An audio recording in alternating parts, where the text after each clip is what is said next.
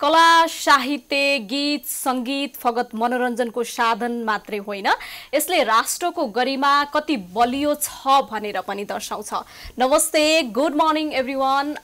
Prime time टेलिभिजनको प्रस्तुति morning at 8 हेरेर बस्नुहुने तपाईँ सम्पूर्णलाई आजको यो नयाँ श्रृङ्खलामा स्वागत गर्न चाहन्छु। म प्रमिला कार्की छु। अबको केही समय यहाँहरूसँग रहनेछौँ र पक्कै पनि यहाँहरूले हामीलाई कार्यक्रम अन्तिमसम्म हेरेर साथ दिनुहुनेछ भन्ने कुरामा म विश्वस्त छु। कार्यक्रममा हामी विभिन्न क्षेत्रबाट समाजमा सकारात्मक योगदान पुर्याउनु भएका व्यक्तित्वहरूसँग अन्तर्वार्ता गर्दै आइराखेका छौँ र आज मैले प्रोग्रामको सुरुवात कसरी गरेँ भन्ने कुराले पनि मलाई लाग्छ यहाँहरूले आजको गेस्ट कुन फिल्डसँग सम्बन्धित हुनुहुन्छ भन्ने आफ्नो तरिकाले अनुमान गर्नुभयो होला। आज हामी एकजना कविको शब्दहरूबाट देशको राजनीतिक अवस्था र सामाजिक अवस्था कस्तो छ भनेर निहाल्ने प्रयास गरिराखेका छौँ। ढिला नगरिकन म कार्यक्रममा स्वागत गर्न चाहन्छु कवि, गीतकार तथा सञ्चारकर्मी सुनिता खनाललाई। सो म उहाँलाई कार्यक्रममा स्वागत गर्न चाहन्छु। सुनिताजी नमस्ते। नमस्ते, धन्यवाद। Good morning. Good morning. तपाईँलाई कार्यक्रममा स्वागत छ। हजुर, धन्यवाद। आराम हुनुहुन्छ? ठिक छु। कस्तो चलिराखेको छ दैनिकी? अब दैनिकी त यस्तै हो जुन नर्मल अरू मान्छेहरूको चल्छ। हजुर, मेरो पनि त्यस्तै नै छ। यो कोभिड भन्दा अगाडिको जस्तो सामान्य जीवनमा अझ फर्किसकेको अवस्था मेरो पनि छैन, अरूहरूको जस्तै। हजुर, यस्तै नै चलिरहेछ। अब यहाँको एउटा कविता संग्रह होइन? हजुर, मेरो हातमा छ ओ नायक। यो तपाईँले लेख्नु भएको कविता हो। यो म एकचोटि दर्शकहरूलाई देखाउन पनि चाहन्छु। धेरैले अत्यन्तै मन पराउनु भएको कविता संग्रह हो यो।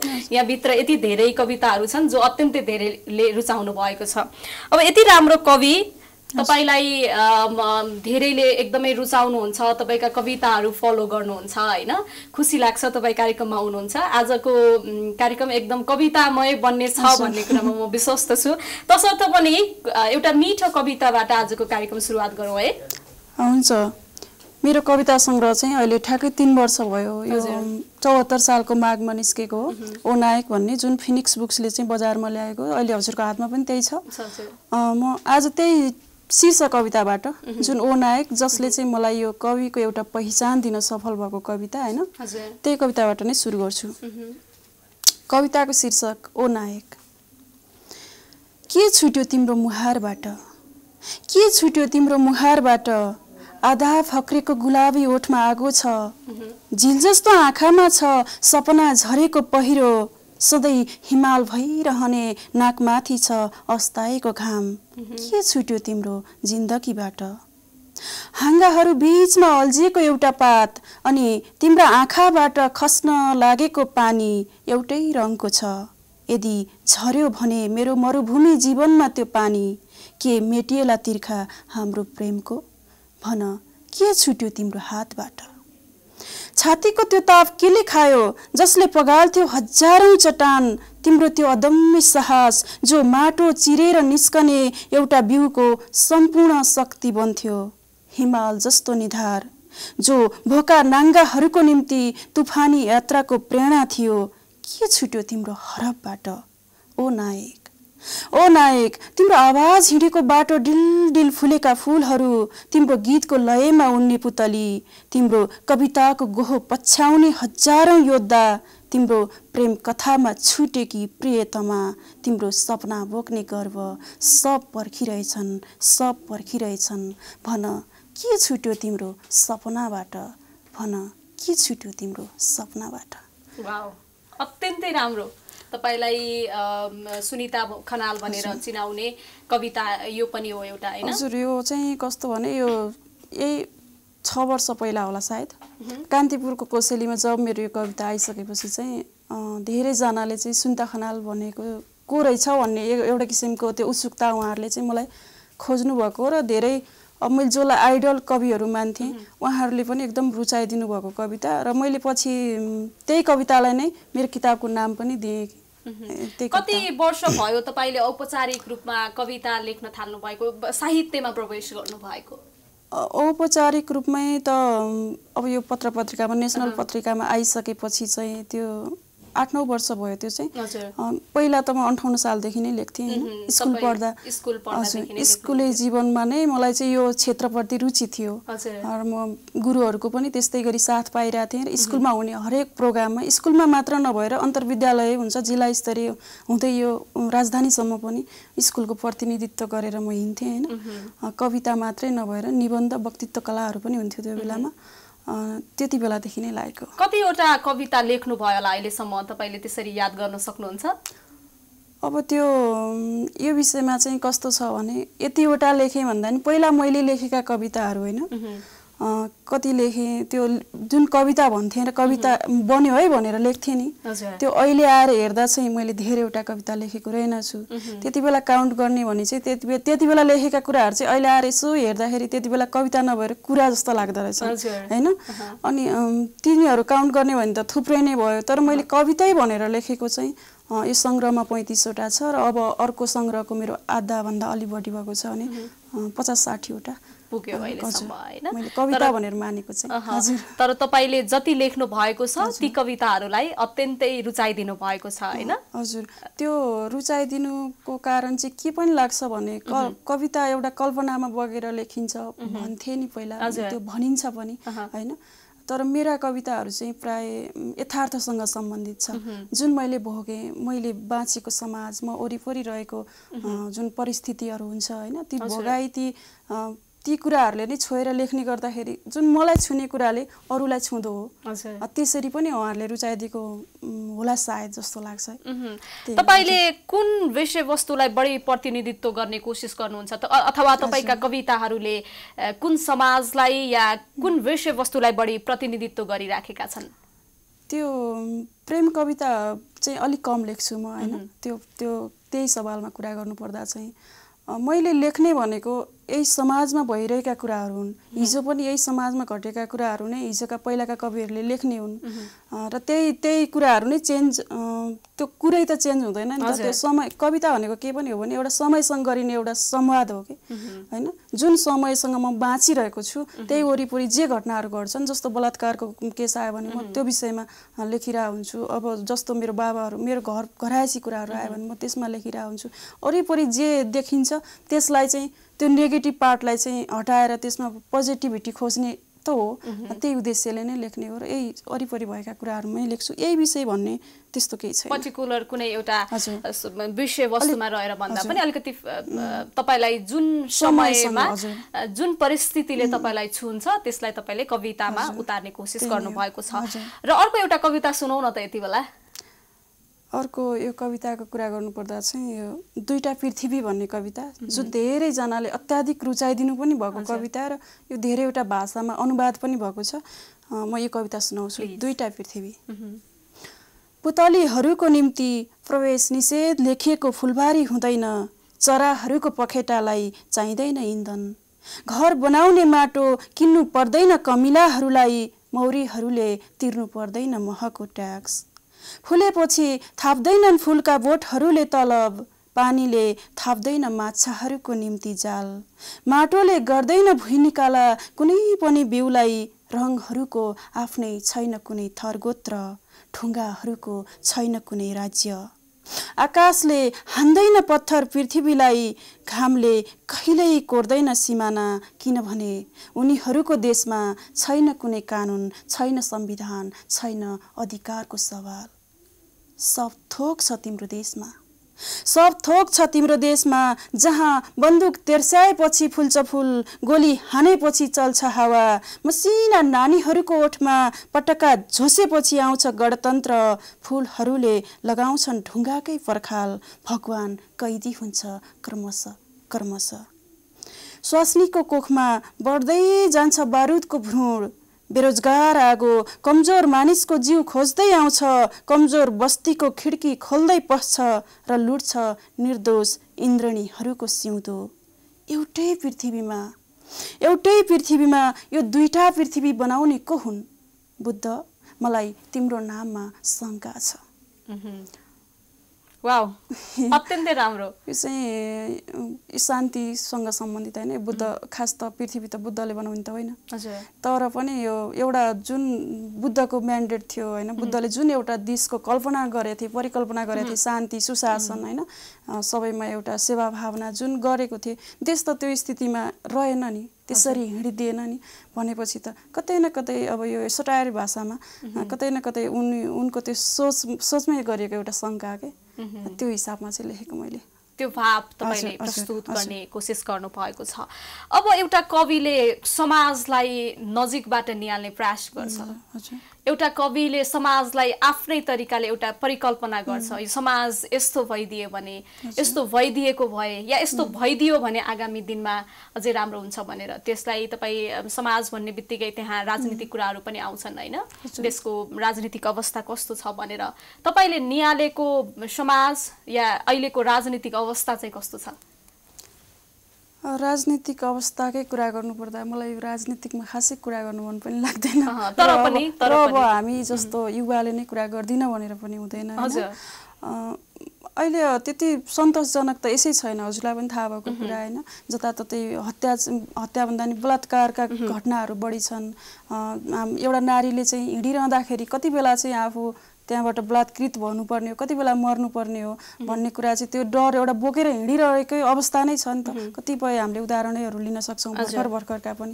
र एउटा यो समाज चाहिँ त्यो जुन सभ्य समाज हुन्छ नि त्यो चाहिँ भइरहेको अवस्था छैन। र मेरा कविताहरू मैले गर्न सक्ने मैले भनेको लेखेर होइन, मेरा कविताका शब्दहरूले केही गर्न नसके भने पनि थोरै सकारात्मक परिवर्तनका थोरै जनामा पनि 100 जनामा 2 जनामा मात्रै परिवर्तन भयो भने पनि मेरो कविता एउटा सफल भयो, मेरो शब्दहरूले सफल भयो भन्ने मलाई लाग्ने हो। मैले गर्ने भनेको कोसिस हो र एउटा सभ्य र हुन्छ नि एउटा सुन्दर समाजकै परिकल्पना गर्ने हो मैले पनि, अरूहरूले जस्तै त्यही नै हो। भनेपछि राजनीतिक अवस्था अहिले त्यति सन्तोषजनक लाग्दैन तपाईँ एउटा कविको दृष्टिकोणले हेर्दाखेरि? त्यो त कसरी सन्तोषजनक भन्नु, तपाईँ अब हरेक घटनाहरूसँग अपडेटै हुनुहुन्छ, टेलिभिजनमै हुनुहुन्छ होइन, हामी यही क्षेत्रमा नै छौँ भनेपछि त्यो सन्तोषजनक एउटा कविको नजरबाट मलाई लाग्दैन अहिले। त्यस्तो कुनै कविता लेख्नु भएको छ त्यो खालको अहिलेको अवस्थालाई प्रतिनिधित्व गर्ने खालको कुनै कविता छ तपाईसँग? मेरो त्यो अहिलेको अवस्थासँग धेरैवटा कविताहरू छन्, सुनौ कुनै? हजुर, जस्तो आगोको ठेगाना। हजुर, होइन, आगोको ठेगाना। आगोको माइती घर सोधी हिँड्ने काँचो वर्तमानलाई के जवाफ दिउँ? आगोको वंशावली खोजी हिँड्ने विक्षिप्त इतिहासलाई के जवाफ दिउँ? झुसिल किराको जिन्दगीबाट जब सारा सपनाहरू पुतली बनेर उडी जान्छन् र उम्रिन थाल्छ कुमारी सडकको छातीमा घाँस, आमाको सपना सुन्ने आँखाबाट जब रुँदै बग्छ रगतको कर्णाली, र जब पुरानो टायरको धुवाँमा लेखिन्छ देशको विखण्डित मानचित्र, आगोको पाइताला पुज्दै हिँड्ने घाटको यात्रीलाई के जवाफ दिउँ?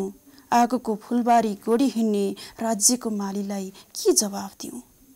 अन्जुलीमा फलामको आधा जुन बोकेर मरुभूमिको छातीमा उभिएकी छु, बस्तीमा रुन्छ विधवाको सिउँदो, स्कुलको पुरानो छानाबाट किताबमा चुहिन्छ आगोको रगत, घरको गमलामा हुर्किन्छ आगोको बिरुवा, हिमालको सिउँदोमा आगो जल्दा खरानी बन्छ तराईको छाती, मधेसको मुटुमा आगलागी हुँदा अङ्गारमा पुरिन्छ पहाडको शिर, जताततै सेलिब्रेटी बनिरहेको छ आगो।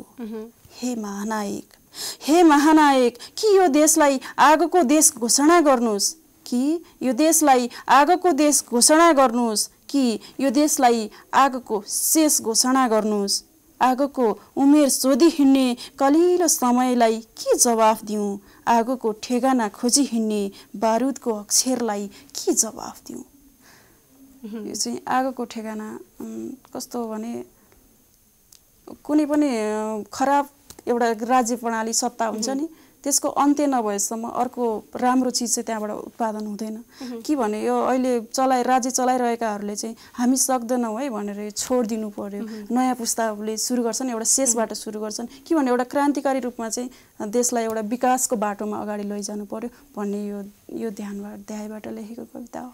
एउटा अमेरिकी 35औं राष्ट्रपति जोन एफ केनेडीले भन्नुभएको छ के यो संसारका धेरै राजनीतिज्ञहरू कवि भइदिएको भए र धेरै कविहरू राजनीतिज्ञ भइदिएको भए यो समाज बस्नको लागि अझै सुन्दर स्थान हुने थियो भनेर।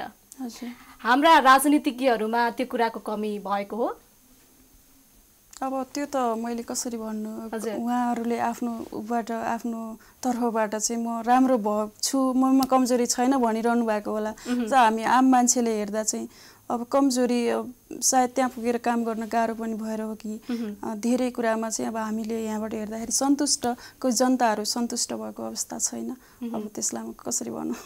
मैले किनभने तपाईलाई यो प्रश्नहरू सोधिराखेको छु भने एउटा कविले समाजको हरेक अवस्थालाई चित्रण गर्ने कोसिस गर्नुहुन्छ नि त, हरेक समस्याहरूलाई केलाउने कोसिस गर्नुहुन्छ, महसुस गर्ने कोसिस गर्नुहुन्छ, या एउटा सकारात्मक वेमा अगाडि बढ्नको लागि मार्गदर्शन गरिराख्नु भएको हुन्छ। तसर्थ पनि मैले तपाईलाई यो राजनीतिकसँग अलि फेरि मलाई किन भन्ने खालको प्रश्न पनि तपाईले गर्नु होला हैन, तथापि मैले यो कुरा जोडेकी हुँ।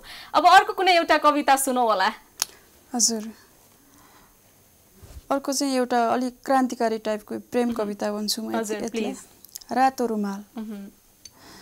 मेरै रगत पोको पारेर मलाई नै रुमाल उपहार दियो।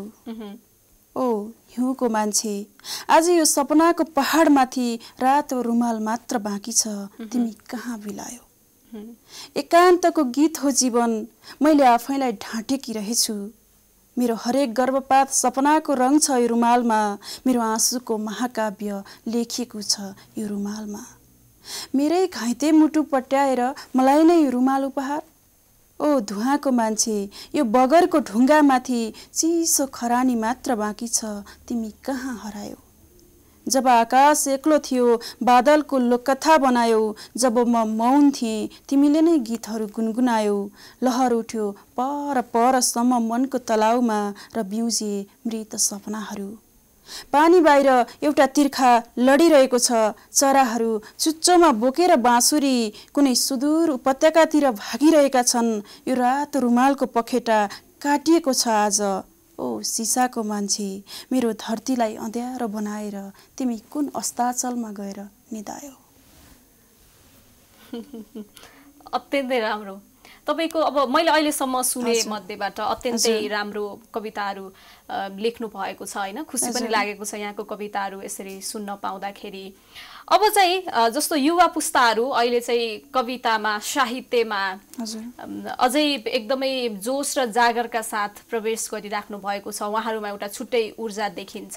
तपाईले हेर्दाखेरि चाहिँ युवा साहित्यकारहरूको अवस्था कस्तो देख्नुहुन्छ हिजो आज, विशेष गरेर कविहरू भनौँ न? अझै हजुर, हिजोको दिनमा चाहिँ कस्तो थियो भने अग्रजहरूले चाहिँ पछि आएका हुन्छ नि जुनियर पुस्ता अनुजहरूलाई चाहिँ त्यति महत्त्व नदिएको अवस्था थियो हैन। अहिले पछिल्लो चरणमा चाहिँ विभिन्न प्रकारका कार्यक्रमहरू, विभिन्न प्रकारका प्लेटफर्महरू जुन क्रिएट हुँदै आयो, त्यसमा चाहिँ उहाँहरूले पनि आयोजकहरूले पनि के गर्दै आउनुभयो भने नयाँ पुस्ता र पुरानो पुस्तालाई जोडेर चाहिँ कार्यक्रमहरू बनाउन थाल्नुभयो। त्यसले पनि यो दुईटा पुस्तालाई चाहिँ एउटा हुन्छ नि एउटा समन्वय गरेर अगाडि लैजाँदाखेरि पछिल्ला पुस्ताहरू पनि एकदमै आउनुभयो, अझ निखारिएर आउनुभयो कि हैन। जति पनि अहिले पछिल्लो समयमा लेखिरहनु भएको छ, कसैले कसैलाई छल्न सक्ने अवस्था नै छैन, सबैजना एकदम चेतनायुक्त रूपमा चाहिँ आउनुभएको छ। थुप्रै हुनुहुन्छ पछिल्लो पुस्ता जसले चाहिँ यो लिड गरिरहनु भएको छ हैन, यङ जेनेरेसनको लागि भनेपछि राम्रो छ उहाँहरूको अवस्था, लेखिरहनु भएको छ। अब तपाईलाई यो प्रश्न कतिको सान्दर्भिक हुन्छ, तर मलाई सोध्न मन लाग्यो तपाई के का लागि लेख्नुहुन्छ भनेर। यो क्वेसन चाहिँ जति सजिलो जस्तो लाग्छ त्यति सजिलो पनि छैन। म के का लागि लेख्छु, पहिलो त मेरो रहर थियो हैन, म रहरको लागि लेख्थेँ सुरुमा लेख्दा। अहिले मेरो त्यो रहरसँग चाहिँ मेरो जिम्मेवारी जोडिएको छ हैन। त्यो मैले लेखेका कुराहरूले चाहिँ समाजमा कतै सकारात्मक रूपमा चाहिँ नआएर त्यसले नकारात्मक असर पो पार्ने हो कि, त्यो डर म भित्र हुन्छ।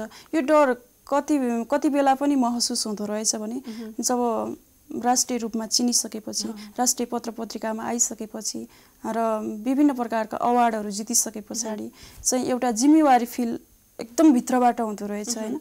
र म पहिला रहरको लागि लेख्थेँ, अहिले रहर सँगसँगै चाहिँ म जिम्मेवारी साथ चाहिँ लेख्छु। यो समाजमा केही मेरा शब्दहरूले थोरै मात्र भने पनि परिवर्तन चाहोस् भनेर लेख्छु।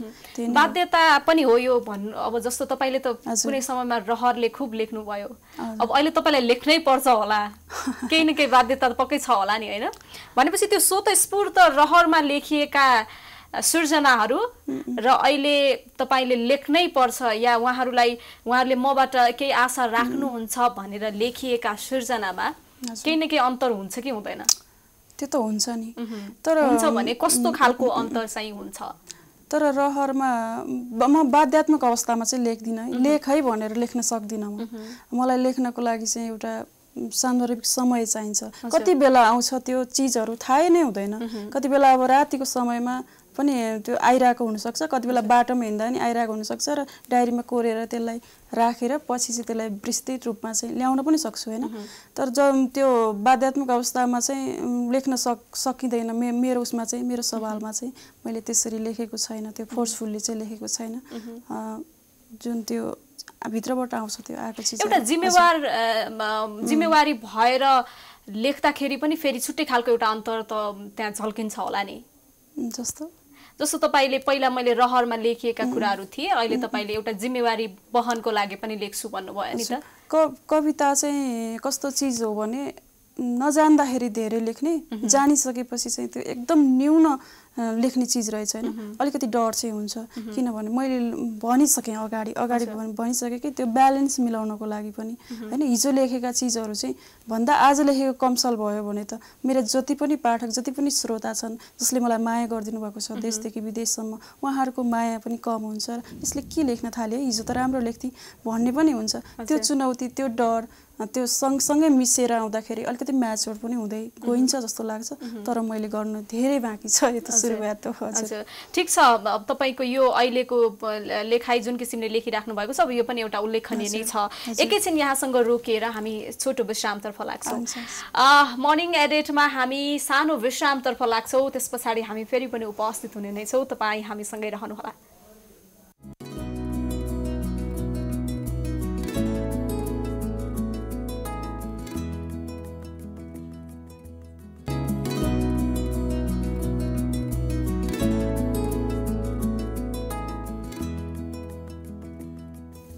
हजुर, यो सानो विश्राम पछाडि यहाँलाई पुनः स्वागत गर्न चाहन्छु। प्राइम टाइम्स टेलिभिजनको प्रस्तुति मर्निङ एट 8 तपाईले हेरिराख्नु भएको छ र आज हामीसँग कवि सुनिता खनाल हुनुहुन्छ। म तपाईलाई पुनः कार्यक्रममा जोड्न चाहन्छु।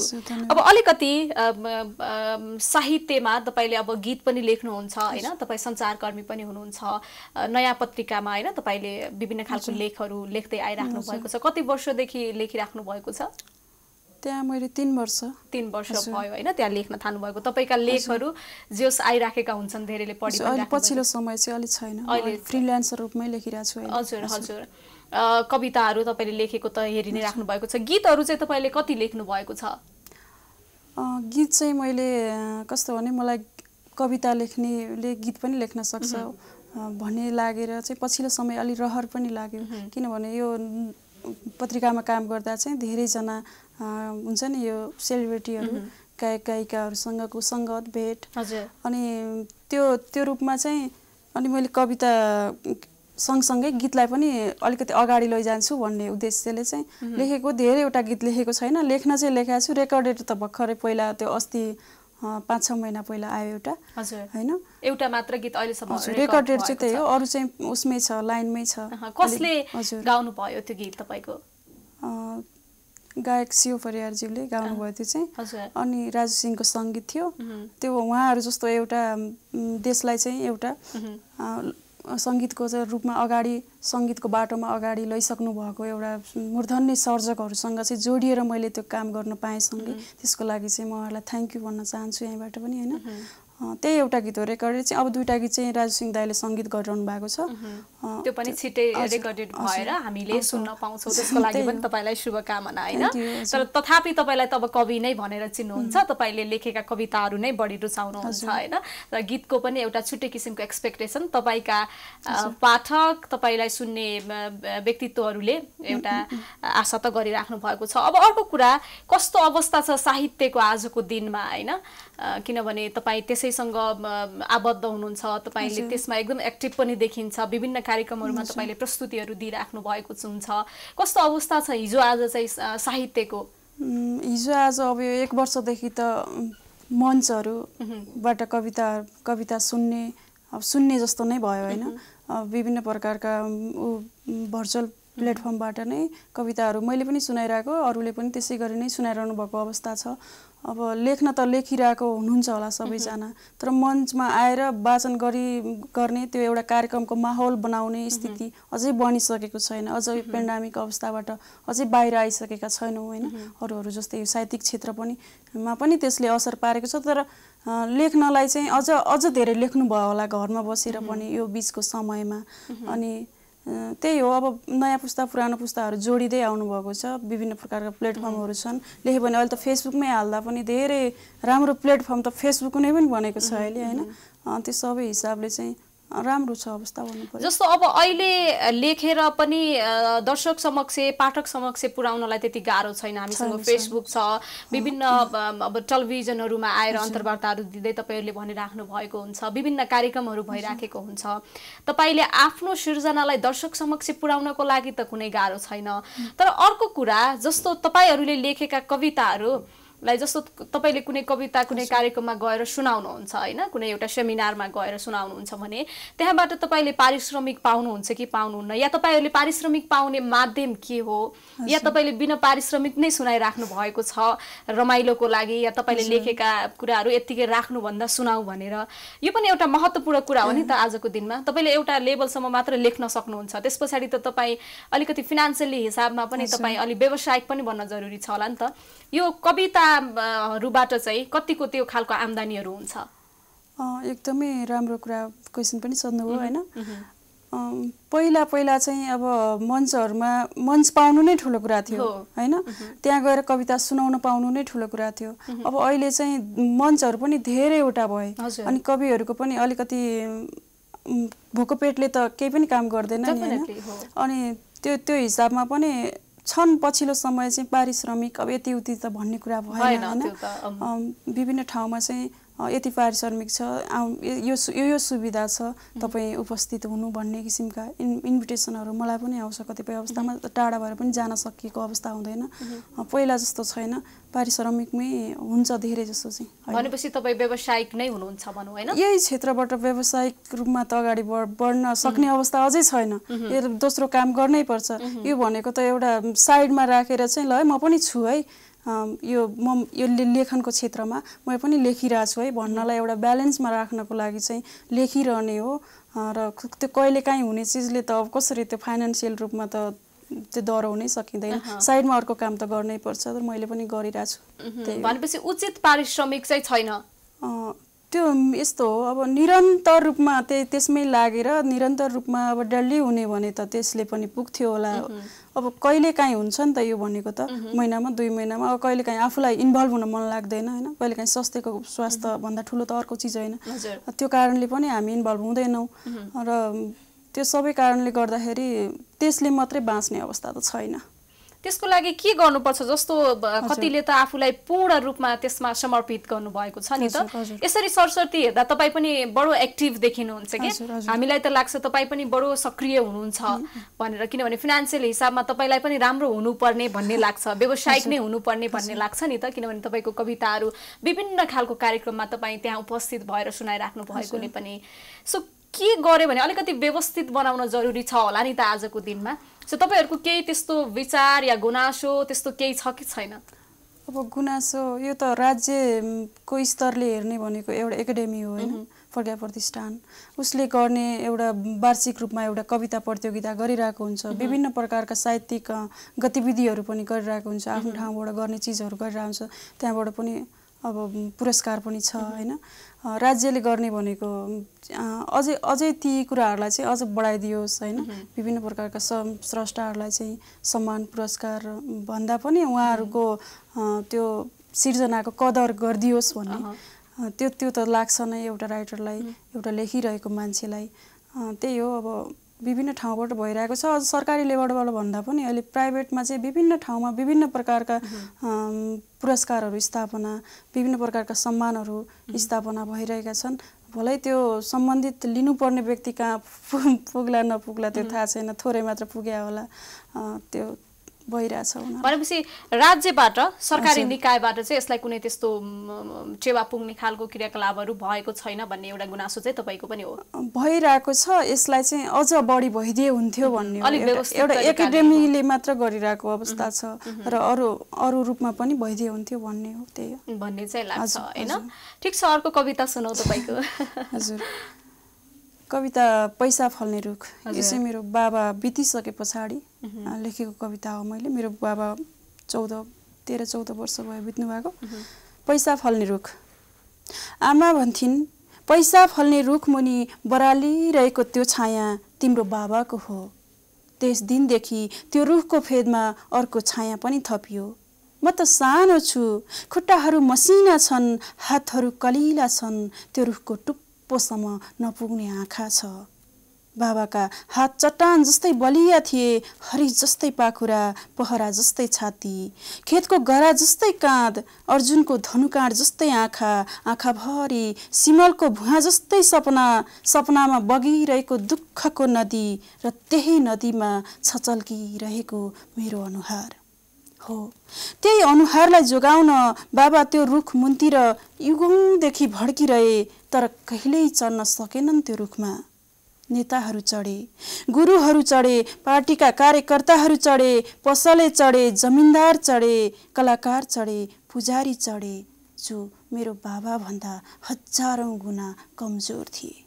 आमा भन्थिन्, पैसा फल्ने रुख मुनि बरालिरहेको त्यो छाया तिम्रो बाबाको हो।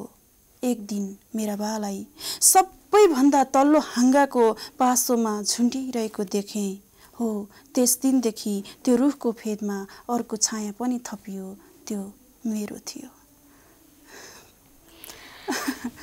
हजुर, इमोसनल हुनुभयो।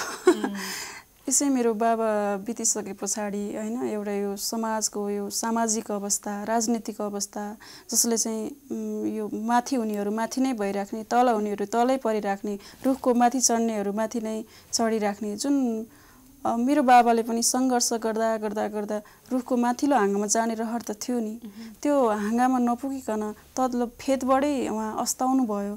अनि त्यो चाहिँ अब फेरि अर्को अब हामीहरूले पनि त्यो छाया म पनि दोहोरिरहेको र त्यो कतिपय छ नि त, म मात्रै, मेरो मात्रै प्रतिनिधित्व होइन यो, विभिन्न प्रकारका समाजमा रहेका विभिन्न मान्छेहरू, विभिन्न जसले जीवनमा सङ्घर्ष गर्नुभएको छ, जो आर्थिक हिसाबमा पनि अलिकति कमजोर हुनुहुन्छ हैन, जसले विभिन्न खालको समस्याहरू भोगिराख्नु भएको छ, उहाँहरूलाई सबै खालको जो त्यो कम्युनिटीभित्र सबैलाई समर्पित गरेर चाहिँ लेखेको कविता हो। र यो अत्याधिक धेरैले पनि रुचाइदिनु भएको कविता हैन।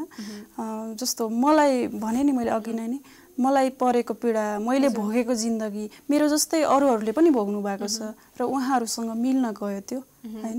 त्यो भएर पनि सबैलाई आफ्नो कथा जस्तो लाग्यो हैन, तसर्थ पनि छुन अझै सजिलो भयो। जस्तो तपाईले अब यस्तै यस्तै सबैलाई आफ्नै लाग्ने खालका कविताहरू धेरै लेख्नु भएको छ नि त, त्यसको लागि कतिले मान्छेहरूको सोचाइ हुन्छ कि सबै यो कविलाई चाहिँ के चाहिँ भएको रहेछ जीवनमा भन्ने पनि बुझ्नुहुन्छ कि हैन। सो अब तपाईले सबै आफ्नो कथा मात्रै या आफूले भोगेका कुराहरू मात्रै लेख्नुहुन्न नि त, समाजमा देखेका कुराहरूलाई पनि लेख्नुहुन्छ। भनेपछि देखेको कुरालाई यसरी सरसर्ती देखेर लेख्नु र तपाईलाई त्यहाँसम्म गएर रिसर्च गरेर अध्ययन गरेर लेख्नु फरक कुरा हो नि त। सो तपाईले चाहिँ कतिको अध्ययन गर्ने गर्नुभएको छ त्यो विषयवस्तुमा लेख्दै हुनुहुन्छ भने? अध्ययन त जरुरी छ हैन। अध्ययन सबैभन्दा ठुलो अध्ययन त अनुभव र भोगाइ रहेछ जिन्दगीमा। सबैभन्दा हामीले पढेको भन्दा पढ्नु त पर्छ, अध्ययन त एउटा महत्त्वपूर्ण कुरा हो हैन। त्यसलाई साइड लगाएर अरु गर्न त सकिदैन, तर पनि त्यो सँगसँगै हामीले त्यो चिजहरूलाई भोग्नु पर्ने रहेछ। जति हामीले भोगेर त्यसभित्र भिज्न सक्छौँ, अध्ययनले मात्रै त्यो हुन्छ नि, त्यो थ्योरिकल रूपमा मात्रै चाहिँ त्यति आफूलाई त्यहाँ भिजाउन नसकिँदो रहेछ भन्ने चाहिँ मेरो लेखाइ, मैले अहिलेसम्म भोग्दै आएको भोगाइ त्यो पनि हो। भनेपछि त्यो चाहिँ जरुरी नै छ हैन। अनुभव गर्नको लागि फेरि तपाईँ भोगाई भन्नुभएको छ, फेरि यहीँनिर पनि कतिले बुझ्नु होला फेरि कति के चाहिँ भोग्नुहुन्छ तपाईँ भनेर हैन। अनुभव हुन्छ। मेरो बाबा रहनु भएन, बित्नु भयो हैन। उहाँलाई मैले एउटा समर्पित गरेर एउटा पात्र बनाएर लेखेँ, तर मेरो त्यो बाबाको मात्रै घटना होइन नि त। त्यो समाजमा रहेका विभिन्न तह र तबकामा विभिन्न अझ भनौँ माथिल्लो लेभलमा नभएर हामी मध्यमवर्गीय परिवार र अझै तल्लो लेभलको परिवारकोमा हुने घटनाहरूलाई जोडेर लेखेको हो नि त त्यो। तपाईको कविता सुन्ने कुन खालको जमात बढी हुनुहुन्छ? जस्तो युवा पुस्ताहरू बढी हुनुहुन्छ कि अलिकति उमेर भएको व्यक्तिहरू हुनुहुन्छ कि अलिकति वृद्ध अवस्थामा रहनु भएको व्यक्तिहरूले बढी सुन्नुहुन्छ कि या सबै खालको मान्छेहरूले सुनिराख्नु भएको छ? म चाहिँ यो मानेमा आफूलाई अलिकति भाग्यमानी पनि ठान्छु। मेरा कविताहरू यो लेभल भन्ने छैन क्या। मेरो 80-85 वर्षको वृद्ध बाबा आमाले पनि तिम्रो कविताहरू यस्तो सुनेको थिएँ भन्नुहुन्छ हैन। उहाँहरूलाई छुने खालका कविताहरू पनि छन् र भर्खरका बच्चाले पनि त्यो अलि कतिपय कविताहरूको शीर्षक चाहिँ मुखमा लिइरहेको हुने के। अनि त्यो हाम्रो जेनेरेसनमा त अझ सबै धेरैजना हुनुहुन्छ भनेपछि सबैजनाको प्रतिनिधित्व चाहिँ कुनै न कुनै कविताले, एउटै कविताले नगरेको हुनसक्छ। सङ्ग्रहमा भएका अथवा बाहिरको कविता कुनै न कुनैले चाहिँ कसैलाई छोइरहेको छ भनेपछि समग्र रूपमा नै छ। यही जमात भन्ने छैन हैन। त्यो तपाईको लागि पनि एउटा राम्रो पक्ष हो हैन, किनभने एउटा कविले त सबै खालको व्यक्तित्वहरूले सुनिदिनु भयो भने तपाईहरुलाई रमाइलो लाग्छ हैन। र समाज र साहित्य बीचको सम्बन्ध कस्तो छ, कस्तो हुनुपर्छ? यो त एकअर्काको बीचमा एउटा अनुनाश्रित सम्बन्ध, एकदमै नजिक। त्यही समाजका कुराहरू टिपेर बुन्ने हो साहित्य भनेपछि त्यो समाजसँग त एकदमै नजिक हुनु पर्यो, समाजसँग साक्षात्कार गर्नु पर्यो एउटा साहित्यले। भने नि मैले अघि नै समाजसँग गरिने एउटा संवाद हो कविता भने मेरो बुझाइमा, मेरो उसमा चाहिँ भनेपछि समाजसँग चाहिँ एकदमै नजिकको सम्बन्ध हुन्छ साहित्यको भन्ने लाग्छ। अर्को एउटा कुनै सुनाऊ। अब कति धेरै नै भइसक्यो क्या, अन्तिममा पनि छौँ हामी, त्यही भएर पनि कुनै एउटा छ भने हजुर सुनाऊ। हामी एउटा यो लास्ट हो, टाइम भयो भने तपाईलाई अझै सुनाउन पाउनु भयो, मन लाग्यो भने चाहिँ सुनाउन सक्नुहुन्छ, नत्र यसलाई अन्तिम गरौँला। ए हुन्छ, पक्नुस् है। किनभने तपाईको कविताहरू अत्यन्तै रुचाउने भएको भएर पनि मैले तपाईलाई अलि धेरै कवितामा जोड गरेकी हुँ। तपाईलाई जतिसम्म कम्फर्टेबल हुन्छ त्यहाँसम्म हामी सुन्न सक्छौँ। कति यो उसका कुराहरू गर्नु हैन, एउटा प्रेम कविता जुन मैले प्रेम कविता चाहिँ प्रेममा पनि क्रान्तिकारी रूपमा नै त्यो लेख्ने, किन त्यस्तै नै लेख्दै आएँ कि मैले हैन। र अरूले त्यसै गरी नै रुचाइदिनु भयो। अब आउने सङ्ग्रहमा चाहिँ मैले एकदम कोमल चिजहरूलाई चाहिँ समेट्दै लगिरहेको छु र जस्तै सङ्ग्रह लगभग तयारी अवस्थामा पनि हुन लाग्यो र अहिले चाहिँ निकाल्दिनँ, अलि टाइम पछि निकाल्छु। अनि यसमा चाहिँ एउटा तिमी आएपछि भन्ने लेखेको थिएँ मैले, भर्खरै लेखेको पढ्ने दिवसमा। अनि त्यो कविता सुनाउँछु। प्लिज। तिमी आएपछि प्रिय मान्छे, यति बेला म संसारकै सबैभन्दा सुख बाँचिरहेछु, संसारकै सबैभन्दा खुसी बाँचिरहेछु। कोही हातमा गुलाब बोकेर प्रेम गर्छु भनेर आए पत्याइदिए, कोही अग्निलाई साक्षी राखेर जिन्दगी सँगै बिताउँछु भनेर आए पत्याइदिए। जब बिना आवाज मेरो जिन्दगीमा तिमी आएपछि पो थाहा पाएँ, मैले प्रेम सम्झेर स्वीकारेका ती तमाम पाटाहरू त केवल एउटा कलाकारले रङ्गमञ्चमा देखाउने अभिनय सिवाय केही होइन रहेछ। तिमी आएपछि थाहा पाएँ, अहो प्रेम त बडो अचम्मको जादु पो रहेछ। अझ भनौँ प्रेम त समुद्रको पानी रहेछ जो कहिल्यै रित्तिँदैन। प्रेम त आमाको काख जस्तै स्वर्ग रहेछ, जहाँ मसिना नानीहरू जसरी नै खेलिरहँ निदाइरहँ लाग्छ। अहो प्रेम त आफूलाई सबैभन्दा मनपर्ने उपहार पो रहेछ, जसलाई कहिल्यै आफूबाट अलग बनाउन मन लाग्दैन। हो तिमी त्यही समुद्र बनेर आयौ र भरियौ म भित्रको रिक्ततामा मुठभरि प्रेम मात्रै बोकेर आयौ र निथ्रुक्कै भिजायौ म भित्रको मरुभूमि। अहो प्रेम त सिँगै पृथ्वी सेकाउने घाम पो रहेछ। तिमी त्यही न्यानो बनेर आयौ र सेकाइदियौ हिउँ जसरी चिसिएको मेरो छातीको देब्रे बाटो। अझ भनौ प्रेम त एक ब्रह्माण्डै पो रहेछ। तिमी त्यही ब्रह्माण्ड बनेर आयौ र पूर्ण बनाइदियौ आधा आधा बाँचेकी मलाई। खनाइदियौ मायाको हिमचुली र शान्त बनाइदियौ म भित्रको अदृश्य जलन। तिमी आएपछि नै थाहा पाएँ प्रेम त शाश्वत पो रहेछ। प्रिय मान्छे अझै डुब्न देऊ मलाई तिम्रो यो अलौकिक संसारमा, जहाँबाट म यो युगलाई पुग्ने माया मुटुभरि लिएर फर्किन चाहन्छु। वाउ कस्तो राम्रो। यो चाहिँ तपाईले के आफ्नै जीवनसँग भोगेका कुराहरू बाँड्नु भयो कि यो पनि देखेकै भरमा गर्नुभयो?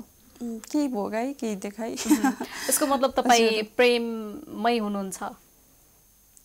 प्रेम त हरेक मान्छे हरेक समयमा प्रेममा नै हुन्छ। ठिक छ मैले सोधेको प्रेम अलिकति फरकवाला थियो हैन। तपाईँ अविवाहित हुनुहुन्छ, त्यसरी तपाईको कोही व्यक्तिसँग प्रेम भएको छ कि छैन भनेर सोधेकी थिए। तपाईलाई कम्फर्टेबल लाग्छ भने भन्न सक्नुहुन्छ, नत्र इट्स ओके। हजुर ठिकै छ, कविताले बोल्छ। हजुर ठिक छ। कति प्रश्नको जवाफ त्यसले आफै मौनतामा हुन्छ हैन। कति प्रश्नको जवाफ नबोलिकन पनि पाइन्छ भन्ने गरिन्छ नि, मैले आफ्नो हिसाबले बुझे। एनीवेज अब तपाईको कविताहरू सुनेर आउने प्रतिक्रियाहरू चाहिँ के कस्ता हुन्छन्? प्रतिक्रियाहरू अब पहिला त्यो जुन हुन्छ नि रेडियोको प्रोग्रामहरू मैले उज्यालो 90 मा पहिलोचोटि दिएको थिएँ, यो सङ्ग्रह आउनुभन्दा अगाडि चाहिँ पहिलोचोटि भन्दा नि त्यो चाहिँ धेरैजनाले सुन्नु हुँदो रहेछ अच्युत घिमिरे दाइसँगको। त्यति बेला चाहिँ मलाई एकदमै धेरै मेरो यो फेसबुक सम्हाल्न नि गाह्रो भएको थियो कि। त्यति धेरै प्रतिक्रिया, त्यो पनि विदेशबाट। त्यो मेरा कविताहरू मैले त्यहाँ 10-12 वटा कविता सुनाएको थिएँ अनि एकदमै धेरै धेरैजनालाई रुचाउने। कति चाहिँ अब खाडी मुलुकसँग सम्बन्धित कविताहरू पनि छ, अहिले मैले यहाँ सुनाइन। अझ समय छ भने सुनाउ न प्लिज। अनि ती कुराहरूले चाहिँ एकदमै धेरै उहाँहरूलाई छुँदो रहेछ र अनि एयरपोर्टमा आएर एकचोटि हक गरेर घर जान्छु है भन्नेसम्मको होइन। अनि त्यो लेभलको। अनि मेरा कविताको त्यो लाइनलाई नै कण्ठ बनाउने ती श्रोताहरू तीहरू हुँदा चाहिँ कहिले चाहिँ कस्तो इमोसनल हुन मन पनि लाग्छ। प्रतिक्रियाहरू चाहिँ माथिल्लो हामीले मानिरहेको एउटा आइडलदेखि तल अनुज भाइ बहिनीहरूसम्मको एकदमै सकारात्मक प्रतिक्रिया पाएको छु मैले चाहिँ। जो हाम्रो अब विभिन्न देशमा रोजगारीको सिलसिलामा पुग्नु भएको छ, अब उहाँहरूले पनि तपाईँलाई अत्यन्तै राम्रो प्रतिक्रिया दिइराख्नु भएको छ भनेर हामीलाई कतिले हेरि पनि राख्नु भएको छ होला विदेशबाट। कुनै एउटा कविता सुनाउ न त उहाँहरूको लागि समर्पित। उहाँहरूको लागि चाहिँ यो चिसो घाम भन्ने कविता, जुन चाहिँ एउटा यो पनि हो रियलमै हो, तर मेरो जीवनमा होइन। मेरो गाउँकै 2 जना भाइहरू चाहिँ विदेशमा विभिन्न कारणले गर्दा चाहिँ उहाँहरूको मृत्यु भएर सब नेपाल आइपुग्दा चाहिँ मैले यो कविता ठ्याक्कै लेखेको थिएँ र मेरो अन्नपूर्ण पोस्टमा प्रकाशित भइरहेको थियो। कविता चिसो घाम। क्रूर भोकले छटपटाएको सपना देव्रे खल्तीमा राखेर तमसुकलाई झोलामा सुरक्षित लुकाएर उठाउन बाको ढलेको शिर, छोराछोरीको हातमा थमाइदिन कलिला कखरा, मेरो कलेटी ओठमा आएर बस्ने मुस्कान बचाउन आमाको बुच्चे कान र नाक धेरै बेर हेरेर देश छोडेर हिँडेको हो मेरो मान्छे। सम्झिँदो हो सपना बटुल्न र फाटेको भविष्य टाल्न सबैको आँखाबाट जोगिएर एक मुठी माटो खल्तीमा हालिरहेको बेला कति भत्किएको थियो उसको मन। तातो कारखानाको मेसिनले शरीरबाट जम्मै पसिना निचोरेर मरुभूमि बनाएको आँखामा आउँदो हो काँपिरहेको आमाको हातले केस मुसारेको ज्यानमारा आनन्द। मैले बनाएको चटनीको सुगन्ध चकचक गर्दै छोराले फालिदिएको शिरको टोपी र फूल जस्तै कोमल खिटका अझै आउँदो हो। आफ्नै हातले फुटाएको ढुङ्गा र खनेको माटो, हातका ठेलाहरू फुटाएर खडा गरेको झुपडी आउँदो हो त्यो गहिरो आँखामा हरेक रात मेरो थमिलो अनुहार र सुन्दो हो बजेको बाँचुरीको मधुर आवाज। यता मेरो हातमा हरेक चाड पर्वले थमाएर जान्छ ऋणको काँडा र घोज्छ मन। ऊ गएपछि बिरानो बनेको यो समाजमा मलाई गमलाको फूल जोगाउन गाह्रो छ। आफ्नै बिहेमा बन्दक लगाएको खेत झिकेको छिड उदाउने छ बाको निधारमा वर्षौँपछि फेरि नयाँ घाम। बहिनीको शैक्षिक ऋण चुक्ता भएको बखत देखिने छ आमाको ओठमा फक्रिएको गुलाबको फूल। छोराको हत्केलामा आएर बस्नेछन् जवान अक्षरहरू जसले लेखिने छ हाम्रो जीवनको कविता। थाहा छैन कहिलेसम्म घाउहरू पाउन आउने हुन् यो घरमा। थाहा छैन कहिलेसम्म लुक्ने हो अँध्यारो मेरो कोठामा। ऊ गएदेखि हरेक रात सपनामा आउँछ सर्प र ठुङ्छ मेरो मुस्कानको मुटुमा। हरेक दिन विपनामा आउँछ पहिरो र आँखाबाट तलै जान्छ। वर्षौँ भइसक्यो ऊ फर्किने खबर छैन। दमले थलिएको बाको जीवन बिछ्याउनमै अस्तायो। आमाको आँखाबाट भाग्यो रङ, कानबाट आवाज, जिब्रोबाट शब्द। बहिनीको आँखै छामु सुक्दै गइरहेछ जीवनको हरियो पात। छोराको मनबाट उब्किँदै झरिसक्यो बाको फोटो। मेरो मनभरि फैलिसक्यो मरुभूमि। धेरै वर्षपछि उसको साटो खबर आइपुगे थियो कि छुट्टी मिल्यो रे मरुभूमिको कारखानाबाट। मलाई लागेको थियो अब छुट्टी हुनेछ यो थाप्लोबाट ऋण। भाग्नेछ सर्प, फर्किनेछ आमाको आँखामा संसारको रङ। फुल्नेछ बहिनीको आँगनमा मखमली, हट्नेछ आङबाट चिसो घाम र उदाउनेछ तेजिलो सूर्य। तर बस खबर आयो मान्छे आएन। आज फेरि लागेको छ चिसो घाम। यो चाहिँ त्यो भाइहरूको वाइफको थ्रोबाट लेखेको मैले। उहाँहरूलाई पात्र बनाएर उहाँहरूभित्र चाहिँ के बितिरह होला भनेर चाहिँ उहाँहरूको सब देखिसकेपछि त्यो एकदम भक्कानिएर त्यो अवस्थामा लेखेको। हाम्रो देशको स्थिति राम्रो हुन्थ्यो भने युवाहरू बेरोजगारी भएर विदेश पलायन हुनु पर्थेन भने सायद यो स्थिति आउने थिएन। र अब हामीले यस्ता कविताहरू लेख्न नपरोस् होइन। सबैजना चाहिँ यहीँ रोजगार भएर यहीँ आफ्नै देशमा एउटा सब पनि विदेशबाट नेपाल आउनु नपरोस् भन्ने एउटा स्थिति। अब यो त लगभग हरेक नेपालीको घर घरको समस्या पनि हो होइन। धेरै युवाहरू रोजगारीको सिलसिलामा विदेशमा हुनुहुन्छ, विभिन्न देशमा हुनुहुन्छ होइन। तसर्थ पनि तपाईँले उहाँहरूलाई प्रतिनिधित्व गर्नुभयो। कार्यक्रमको अन्तिममा छौँ, मिठा कविताहरू सुनाउनु भयो, मिठो कुराकानी गर्न पायो, यसको लागि यहाँलाई विशेष धन्यवाद। अन्तिममा के भन्न चाहनुहुन्छ? मलाई यहाँसम्म आएर हजुरको यो सोमा, यो प्राइम टाइम टेलिभिजनको यसमा आएर चाहिँ आफ्ना कुराहरू राख्ने, आफ्ना कविताहरू भन्ने एउटा अवसर प्रदान गर्नुभयो। हजुरलाई र यो टेलिभिजन परिवारलाई चाहिँ विशेष धन्यवाद दिन चाहन्छु। Thank you so much. Thank you. हामीसँग कवि, गीतकार, सञ्चारकर्मी सुनिता खनाल हुनुहुन्थ्यो। उहाँसँगको कुराकानी रमाइलो भएको छ र मलाई लाग्छ यहाँहरूले पनि एकदम इन्जोय गर्नुभयो होला। कार्यक्रम हेरेर बस्नुहुने तपाईँ सम्पूर्णलाई विशेष धन्यवाद। भोलिको श्रृङ्खलामा फेरि हामी उपस्थित हुने नै छौँ। यतिन्जेल सबैजनालाई जतिजनाले हामीलाई हेर्नुभयो फेरि एकचोटि धन्यवाद दिँदै आजको श्रृङ्खलाबाट म प्रमिला कार्की बिदा चाहन्छु। नमस्ते। तपाईँको बाँकी पल शुभ रहोस्।